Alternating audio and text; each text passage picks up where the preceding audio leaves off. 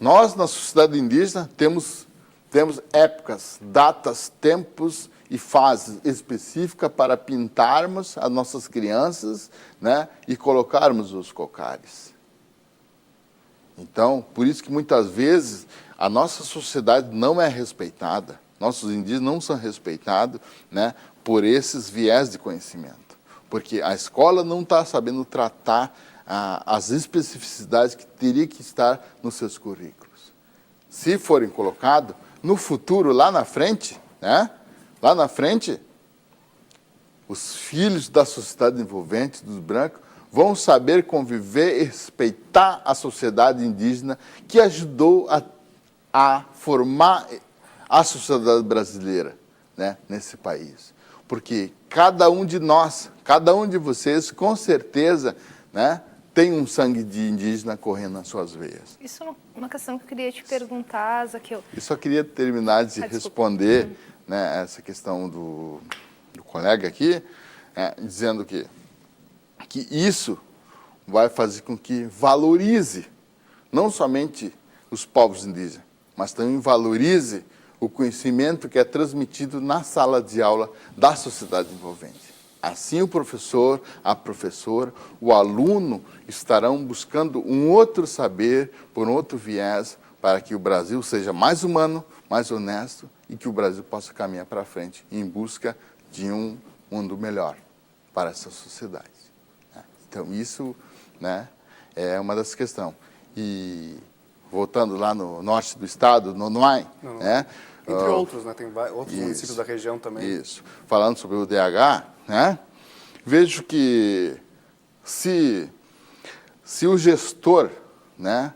Se o gestor do legislativo ou do executivo priorizar que a sociedade indígena, ou os membros da sociedade indígena, façam a sua própria gestão de como trabalhar especificamente o desenvolvimento humano dessas crianças, da sociedade lá naquela localidade, eu acredito que existirá um avanço.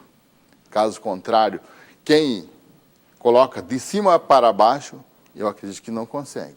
Como diz Paulo Freire, né? Paulo Freire diz assim, não é ensinando aos outros de cima para baixo que vamos fazer com que eles compreendam, mas é sentando junto, na mesma roda, né, e que compartilhamos com eles o mesmo saber. E, tendo da mesma altura, todos vão sair ganhando e todos vão sair aprendendo. Então, isso eu acredito que é uma meta de uma educação popular que vai de encontro ao movimento coletivo que a sociedade indígena tem. Há uma questão que eu ia te perguntar sobre essa questão indígena, é sobre a questão da ancestralidade. Há uma negação das pessoas sobre a sua descendência indígena. Tu falasse antes que no Rio Grande do Sul todo mundo pensa que índios estão no Amazonas. Parece que ninguém descende dos indígenas. E os indígenas também parecem um pouco invisíveis nas cidades.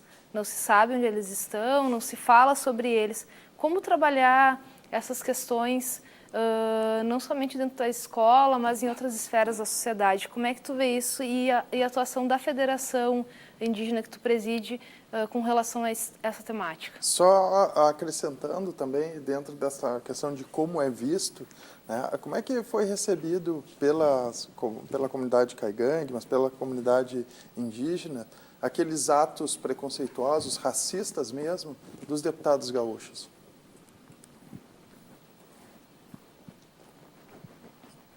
Então, falando primeiro, né, de responder ela, apesar que ela fez a primeira pergunta, né, mas depois eu gostaria que ela fizesse de novo, só para te responder isso que já ficou aqui, né. Quando se fala, né, de questões que foram de encontro, né, e também questão de, né, colocar fatos específicos que possam denegrir imagens, né? E são formas pejorativas que aqueles dois indivíduos que se dizem representantes da sociedade gaúcha tiveram o desprazer, né, de fazer aquele pronunciamento para pequeno grupo, né, de um município, que é lá em Vicente Dutra, né?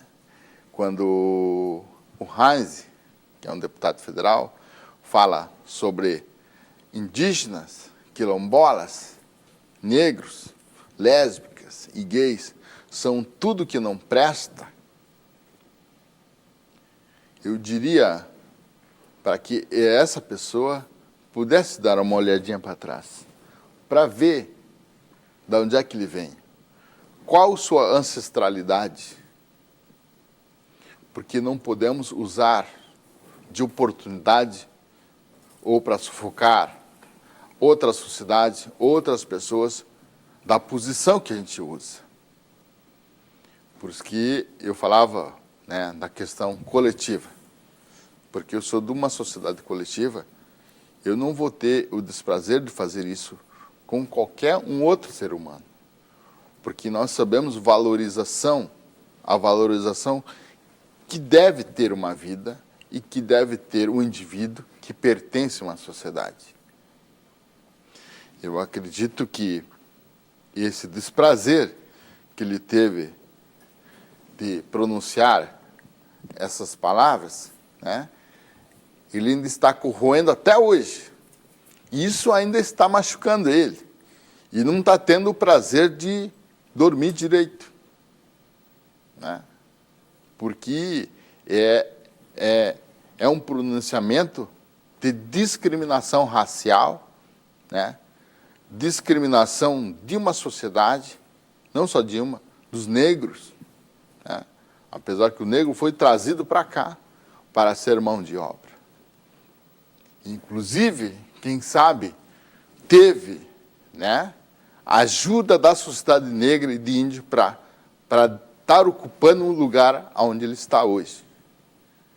Então, eu digo para essa pessoa que, não digo se retratar, mas eu diria para que ele saísse do cenário aonde ele está, para que ele não seja lembrado por mais, quem sabe, um século, né? Esse assunto com certeza renderia um próximo programa. A gente vai ficar devendo a resposta para a Fernanda, mas agradecemos muito a sua presença aqui no Frente a Frente, agradeço também os colegas jornalistas, agradeço a sua audiência, a sua companhia. O Frente a Frente volta na próxima semana. Até lá!